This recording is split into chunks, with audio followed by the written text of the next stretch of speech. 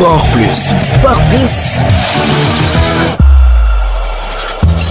Bonjour et bienvenue dans votre rubrique sportive Sport Plus. La 23e édition de la Coupe du Monde de football a débuté jeudi en terre nord-américaine. Le Mexique, l'un des pays hôtes, réussit son entrée en lice et domine une faible équipe sud-africaine. C'était le jour le plus attendu par les fans du football. La Coupe du Monde qui débute officiellement avec une affiche le Mexique, l'Afrique du Sud pour un remake de l'affiche du Mondial 2010. Après une cérémonie tout en couleur en festive à l'image du Mexique, il fallait désormais assurer le spectacle sur le terrain. Pour l'occasion, devant son public, la formation de Javier Aguirre se présentait en 4-3-3 avec notamment Julián Quinones, meilleur buteur de la Saudi Pro League devant Cristiano Ronaldo et Raúl Jiménez en attaque. Les Mexicains ont ouvert le score grâce à ce même attaquant Julián Quinones à la 5e minute. Raúl Jiménez fait le break à la 67e minute et scelle définitivement la victoire de son équipe car les Bafana étaient incapables de réagir encore, moins à 10 contre 11. Le match a été également riche en cartons rouges car 3 ont été brandis, 2 pour l'Afrique du Sud avec l'expulsion à la 49e minute de Sfefelo Sitole et de Timba Nzouane à la 84e minute. 6 minutes plus tard, le Mexique voit son défenseur César Montes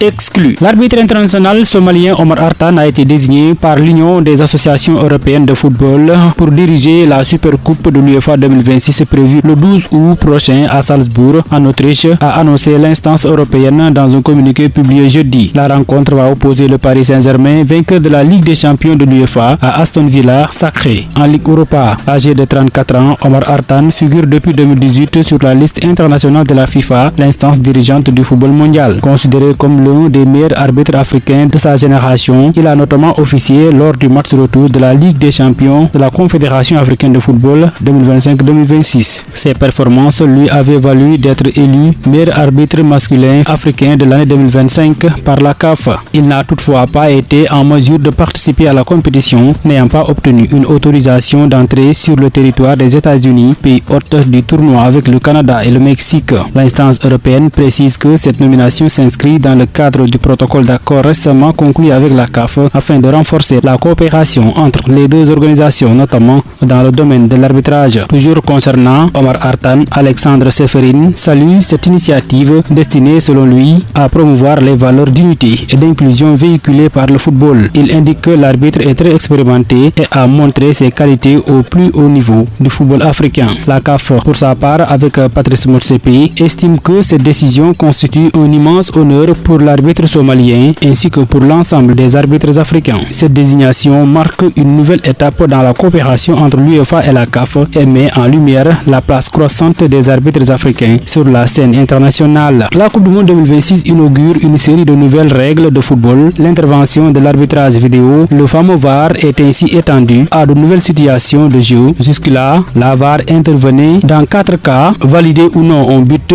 vérifier la validité d'un éventuel penalty, attribuer ou annuler un carton rouge direct, vérifier l'identité d'un joueur sanctionné. Désormais, de nouvelles situations vont pouvoir permettre au sifflet principal de faire appel à son assistant vidéo. L'arbitre pourra ainsi demander l'aide du VAR pour attribuer ou non un deuxième carton jaune, synonyme de carton rouge, à un joueur déjà averti. Il pourra également s'appuyer sur son assistant vidéo pour inverser un corner injustement accordé à une équipe, sans toutefois que l'inverse ne soit possible. Ces nouvelles règles s'ajoutent donc aux autres règles déjà annoncées dans le jeu. Après 2 matchs de préparation à la Coupe du Monde fin mai et début juin, le Sénégal a reculé d'un pas au classement FIFA du mois de juin. Les champions d'Afrique se trouvent désormais à la 15e place au niveau mondial. Une défaite contre les États-Unis et un nul contre l'Arabie Saoudite. Le Sénégal n'avance donc pas sur la scène mondiale. Les Lions ont en effet perdu une place dans le nouveau classement FIFA mis à jour jeudi 11 juin 2026. Sur le plan africain, les Sénégalais sont toujours aussi derrière le Maroc qui, pour sa part, a gagné une place et s'invite à la 7e marche au niveau mondial. Les Lions de l'Atlas